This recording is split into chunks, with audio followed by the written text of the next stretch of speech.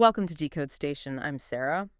Usually when we sit down for a deep dive, we're looking at things like corporate mergers or complex legislation. But today, I have to be honest, looking at the source material we have spread out here, it feels less like history and more like a psychological thriller. That's putting it mildly. What we're looking at is, well, it's arguably one of the darkest chapters in American intelligence history.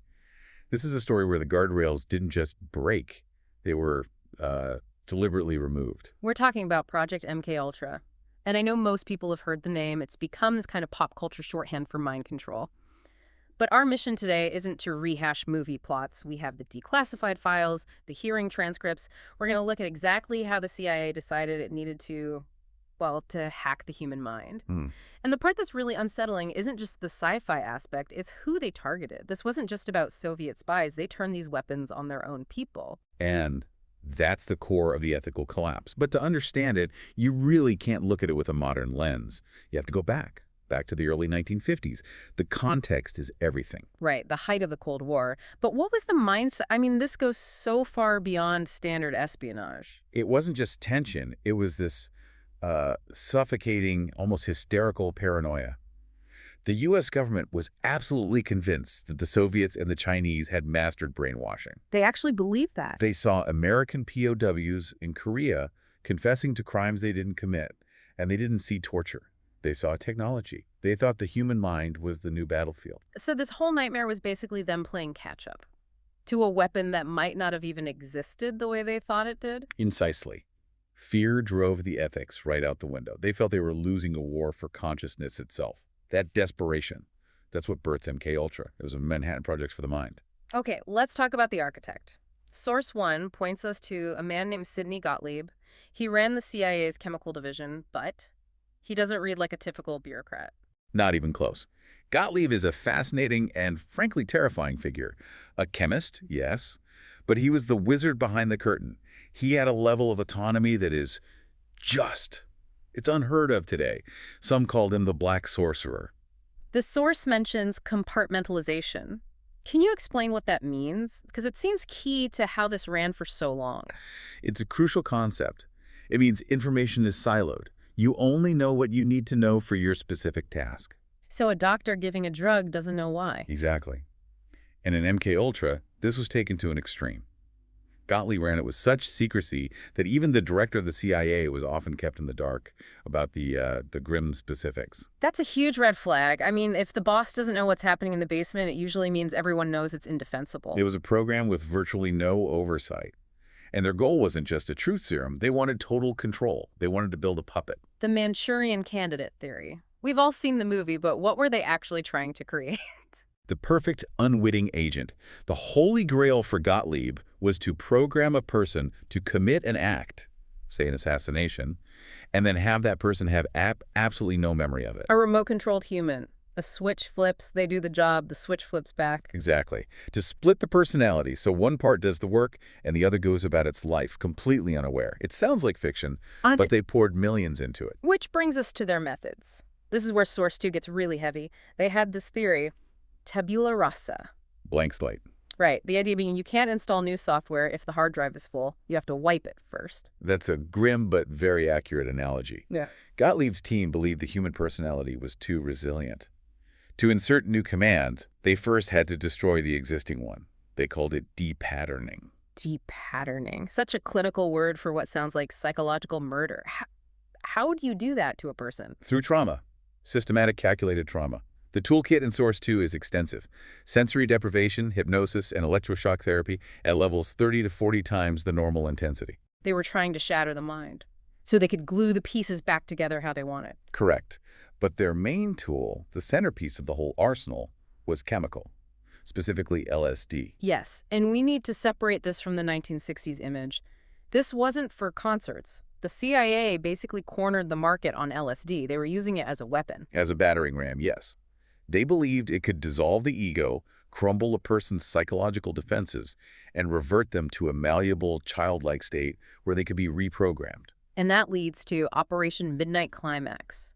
Reading about this, it doesn't even feel like an intelligence operation. It feels like something out of a horror film. The line between national security and Sadism completely vanished there. So lay it out. What was the setup? The CIA established safe houses in San Francisco and New York, apartments basically, Yeah. but they were rigged.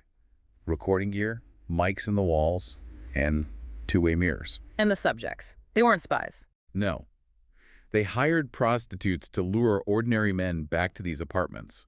Once there, the men were dosed with massive amounts of LSD, without their knowledge, in their drinks, their cigarettes. Wait, you're telling me they used their own citizens as lab rats? Precisely. I can't even imagine the terror. You're just having a night out and suddenly your reality melts. The walls are breathing, you think you're going insane, and all the while... Government agents are on the other side of a mirror, drinking coffee and taking notes on your breakdown. That was the experiment. Could they extract information? Could they humiliate a target? It's predatory. And it wasn't just random men. Source 2 says they targeted prisoners, people in mental health facilities. They targeted the vulnerable, people whose stories wouldn't be believed. If a mental patient says spies are watching him from behind a mirror, well, it just sounds like a symptom, doesn't it? The perfect cover. But then they started testing on their own people. Yeah. The snake started eating its own tail. And that brings us to Source 3 and the tragedy of Dr. Frank Olson. This story, it really puts a human face on all of this. Olson wasn't a random person. He was an insider. He was a CIA scientist, worked on biological warfare. He was in the inner circle. He knew the secrets. So in 1953, he goes to this work retreat. A bonding session. And Sidney Gottlieb decides it's a good time for a little field test.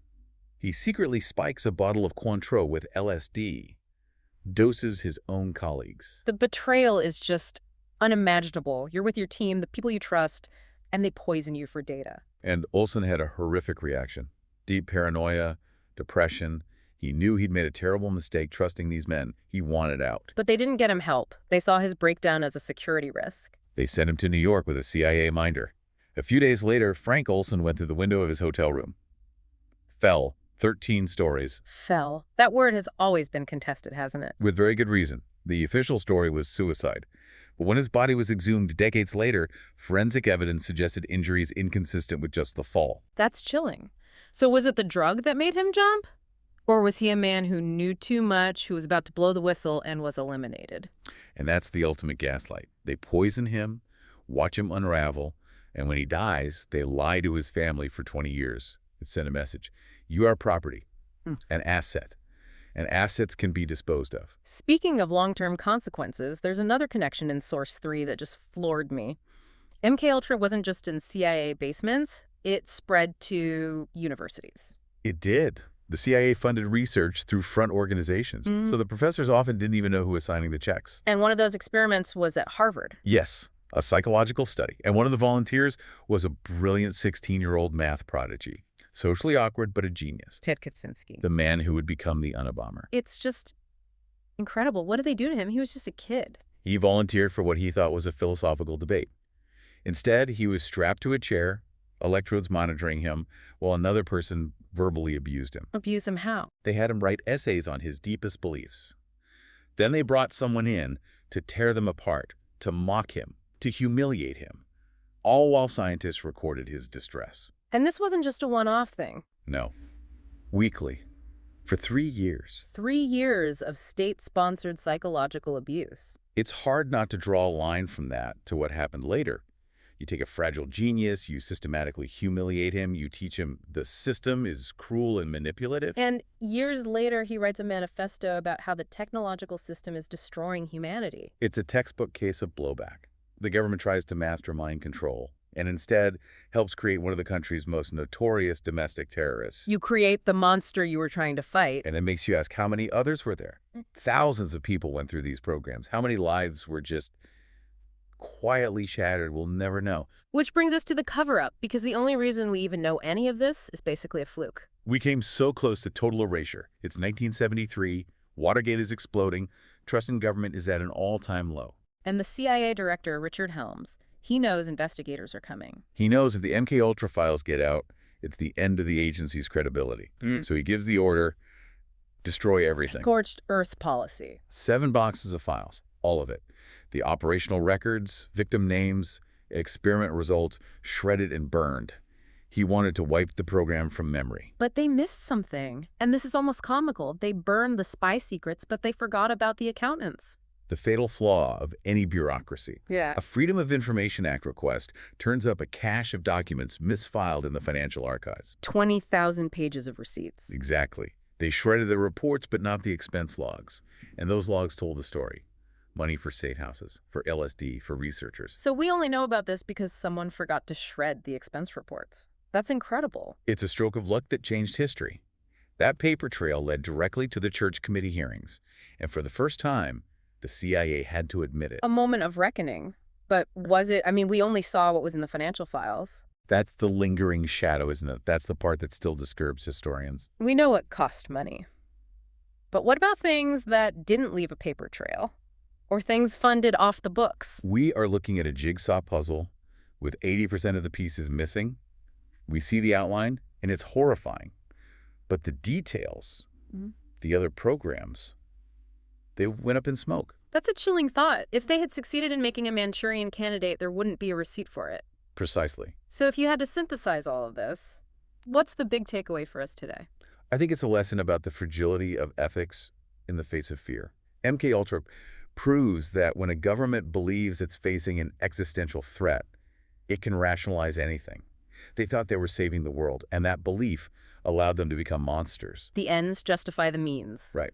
And it shows that science without a moral compass is just efficient cruelty. That blank slate they were trying to create. They forgot it was a human soul. And that leads me to my final thought. It goes back to those documents. We have 20,000 pages because of a clerical error. That's the only reason. If that one person had filed correctly or the shredder had worked better, MKUltra would still be a wild conspiracy theory. A very disturbing thought. It makes you wonder how thin the veil of truth really is. So the real question isn't just what happened. The question is, what was in the files that were successfully burned?